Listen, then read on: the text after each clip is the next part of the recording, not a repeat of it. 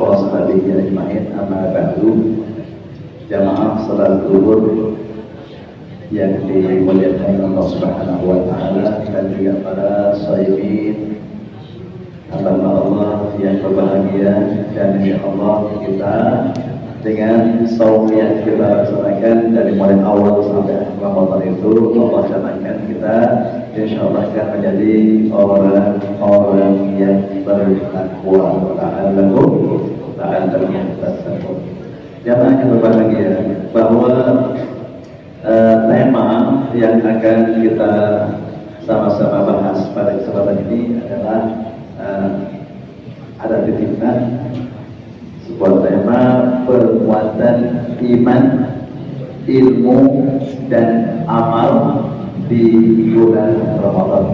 Penguatan iman, ilmu dan amal di bulan Ramadan. Semua kita insyaallah yang ada di masjid ini, kita telah sepakat bahwa kita masuk masjid, kita awali tadi dengan kita berdoa, yaitu Allahumma iftah li abwaaba rahmatik. Ya Allah, iftah, buka untuk saya Allah abwaab rahmatik, pintu-pintu rahmat. Salah satu pintu kita untuk mendapatkan rahmat dari Allah Subhanahu wa taala, kalau dalam masjid itu satu, beribadah kepada Allah Subhanahu wa taala. Yang kedua, kita berzikir. Yang ketiga, kita juga banyak berdoa. Yang keempat, kita juga mengikuti apa kebaikan-kebaikan yang bisa kita lakukan dalam masjid. Itu termasuk salah satu pintu rahmat. Sebutkan ada begini, baginda Rasul Muhammad SAW pernah waktu beliau di masjid itu melihat para sahabatnya terfokus dalam dua kelompok. Yang satu, ada beberapa sahabat dalam jumlah yang banyak, mereka berkumpul bersama-sama bahas tentang satu ilmu tertentu yang dibahas, ada kajian-kajian yang dibahas. Sementara lain, ada sekelompok sahabat yang mereka berkumpul berzikir, berdoa kepada Allah Subhanahu wa taala. Rasulullah SAW tatkala masuk dalam masjid itu melihat dua kelompok tadi, beliau menghampiri kelompok yang di situ ada kajian dan beliau duduk di situ. Kemudian bertanya oleh para sahabat, wahai Rasul, kenapa Anda lebih memilih duduk nimbrung bersama orang-orang yang di majelis ilmu itu dibandingkan dengan orang-orang yang mereka berkumpul di mereka sedang berzikir dan berdoa? Jawab beliau adalah, orang berzikir dan berdoa itu kaitannya dengan hak Allah Subhanahu wa taala. Apakah doanya diterima atau tidak, itu Allah yang punya. Tetapi kalau orang berkumpul di majelis ilmu, maka dengan dia duduk dan mendengarkan ilmu-ilmu situ, dan dia juga perhatikan menyerap ilmu situ, orang yang tadinya nggak tahu jadi tahu, orang yang nggak paham jadi paham. Itu alasan kenapa Rasulullah SAW memilih duduk di majelis ilmu. Jamaah yang berbahagia kepada Allah Subhanahu wa taala, dalam sekarang menit yang keempat ini kita akan segera mulai masuk kepada tema puasa ini. Kalau kita mengingat titik poin pentingnya, itu kan ada para ulama-ulama Islam dalam fikih Islam itu, kemudian para ulama mendefinisikan, membuat pengertian apa sih yang dimaksud dengan puasa itu. Banyak sekali para ulama membahas tentang itu. Antara lain ada bahasa yang memberikan definisi bahwa yang dimaksud dengan puasa itu adalah al-imsak anil mubtarat min tulu'il fajri ila ghurubi syamsi bi niyyatil ibadah.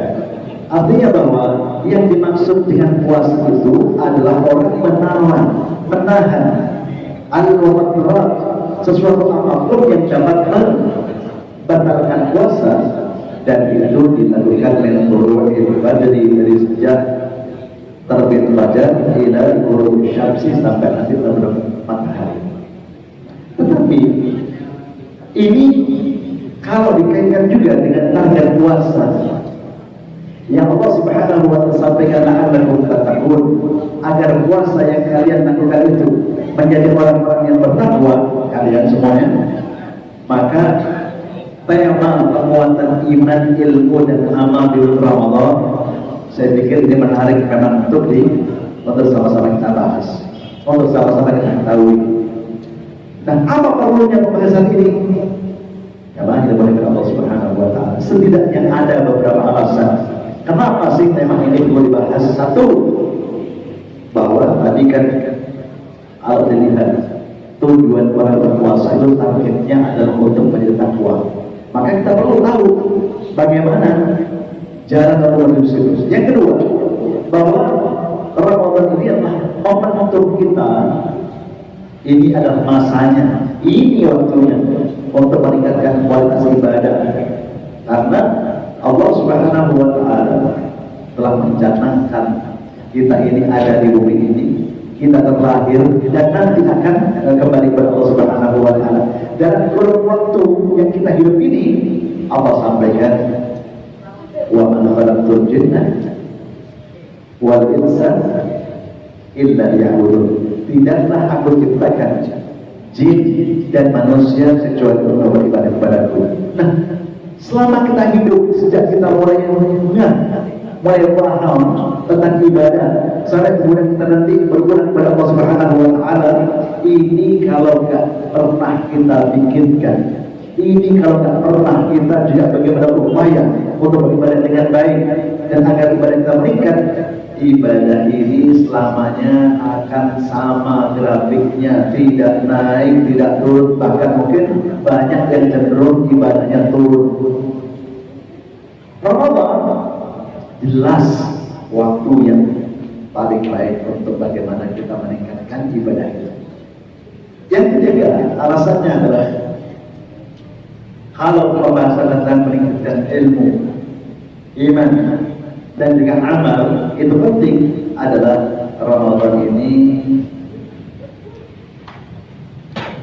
masa yang terbaik, waktu yang terbaik untuk kita untuk meningkatkan kualitas diri kita.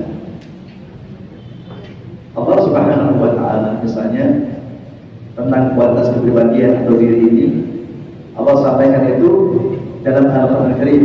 Tatkala Allah menjelaskan tentang jiwa, Allah menyampaikan di situ, wa nafsin wa ma sawwaha fa alhamaha fujuraha wa taqwaha qad aflaha man zakkaha wa qad khaba man dassaha. Jadi Allah Subhanahu wa ta'ala menjelaskan wa nafsin, dan demi jiwa yang itu ada kepribadian, wa ma sawwaha, dan apa-apa yang Allah Subhanahu wa ta'ala sempurnakan penciptaan tentang jiwa itu. Allah sampaikan, setelah Allah jelaskan masalahnya sebagai dasar titik awal pembahasan itu, bahwa dalam jiwa itu Allah Subhanahu wa ta'ala berikan potensi, ada potensi fa'alhamaha fujuraha wa taqwaha. Kepribadian kita ini punya dua kecenderungan, ada punya wuyun, dua cenderung untuk bisa berbuat dua, taqwaha dan juga fujuraha. Bisa cenderung untuk buruk, punya juga cenderung untuk baik. Tetapi Allah Subhanahu wa ta'ala segera lanjutin yang paling bagus, qad aflaha man zakkaha. Sungguh orang itu sangat beruntung, dia aflaha man zakkaha, orang yang mau mensucikan jiwanya. Dengan jiwa yang suci, kemudian yang orang kalau dia kaya, kekayaannya bisa mengantarkan dia kepada taat kepada Allah Subhanahu wa ta'ala. Jangankan kaya, sedang atau bahkan gak punya pun, kekurangan pun, dia rajin bertakwa, beribadah kepada Allah Subhanahu wa ta'ala. Karena tadi qad aflaha man zakkaha, kalau dia itu orang punya kedudukan bagus, entah itu jabatan-jabatan di pemerintahan, jabatan sosial, itu bisa mengantarkan dia kepada takwa kepada Allah Subhanahu wa Ta'ala, dan juga bagaimana dia bisa berbuat untuk masyarakatnya, orang-orang yang dalam pelayanannya menjadi merasakan keadilan, menjadi merasakan satu kebaikan-kebaikan. Kenapa? Karena takwa itu. Nah, orang yang bisa menjaga seperti itu, yang mensucikan jiwanya seperti itu, Allah sampaikan fas'alahan, dia beruntung. Dan ini ada jadi pada bulan Ramadan, pada bulan puasa ini. Oleh karenanya, jamaah yang oleh Allah Subhanahu wa Ta'ala. Kemudian pertanyaannya, bagaimana kita meningkatkan ilmu dan juga bagaimana kita meningkatkan iman dan juga amal-amal soleh yang ada pada bulan Syawal Ramadan ini. Maka ini sekali lagi menjadi hal yang penting untuk sama-sama kita ketahui, dalam rangka untuk kita kalau sudah tahu sebenarnya dari ini, kita betul-betul bisa powerful dalam menghadapi Ramadan. Siapa yang berbahagia? Allah Subhanahu wa Ta'ala dalam Ramadan ini antara lain itu ada amal-amal yang amal-amal ini termasuk amal yang berkaitan dengan bagaimana supaya kita menjadi orang yang jiwanya bagus, yang jiwanya baik, sehingga kita termasuk orang yang beruntung tadi. Makanya ada amaliyah yang mudah untuk kita kenali dan bisa kita sering lakukan. Tetapi untuk memperkuat ingatan itu ada 3 pensucian, ada 3 tazkiyah. Yang pertama ada tazkiyatun nafs, yaitu cara yang ditunjukkan oleh agama kita supaya bagaimana kita memiliki jiwa yang bersih, jiwa yang suci, jiwa yang tidak dikotori. Yang kedua ada namanya tazkiyah atau zakat, juga bisa disebut begitu. Ada zakatul badan, zakat kebersihan untuk badan kita. Yang ketiga ada zakat untuk mal, zakat untuk harta kita. Kita lebih konsentrasi ke sini. Kita tarik tadi masalah peningkatan iman, ilmu dan amal ke arah ini. Bagaimana maksudnya? Bahwa Ramadan ini harus juga bisa mengantarkan kita kepada orang yang bertakwa, yang caranya kita harus menzakati 3 hal, mensucikan 3 hal. Yang pertama tadi adalah zakatul nafs, zakatul badan, dan zakatul mal. Zakat an-nafs, apa maksudnya?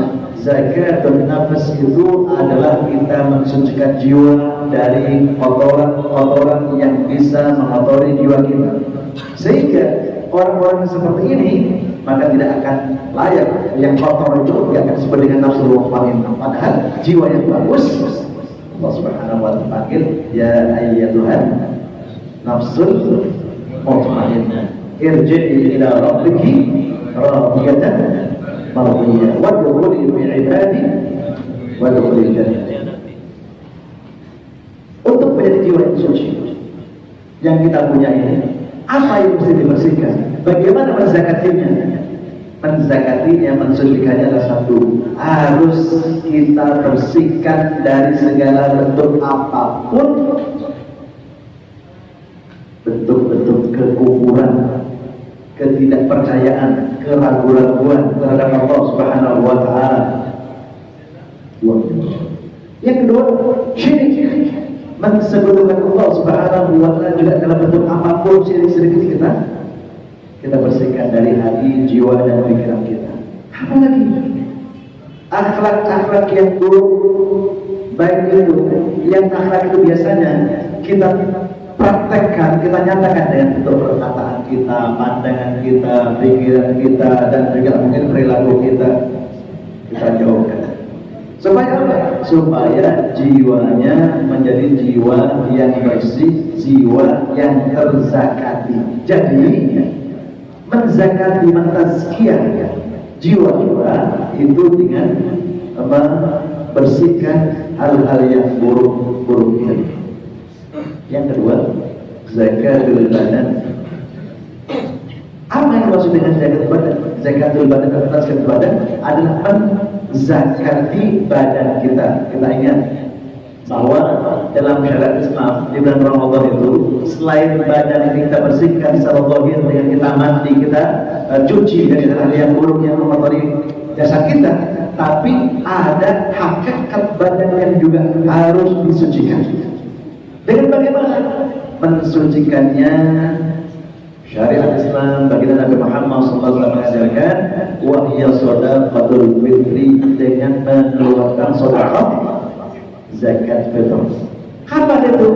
Itu dilakukan pada bulan Ramadan dan akhirnya sampai batas waktu itu sebelum imam naik mimbar di saat salat Idul Fitri. Nah ini tujuannya apa? Tujuannya khususnya walaupun di zakatul badan khususnya untuk orang-orang yang berpuasa.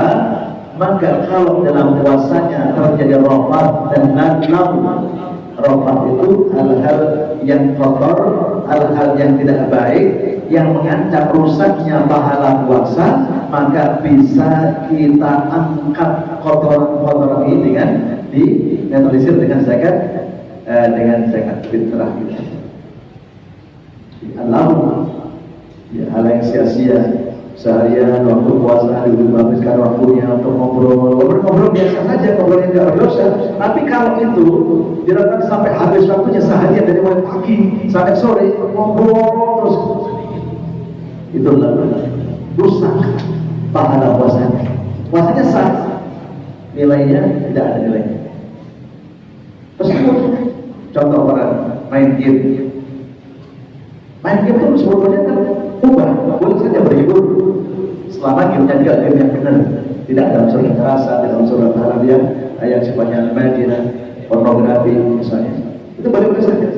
Tetapi tatkala itu dilakukan dari mulai sejak fajar sampai ghurub syamsi, sampai terbenam matahari, itu artinya lagu isinya sia-sia isi waktu yang ada dalam puasanya itu. Nggak diisi dengan hal yang produktif, yang baik, yang bermanfaat. Ini bisa merusak juga nilai pahala puasa. Itu caranya dengan kita makanya ada syariat zakatul fitri. Tapi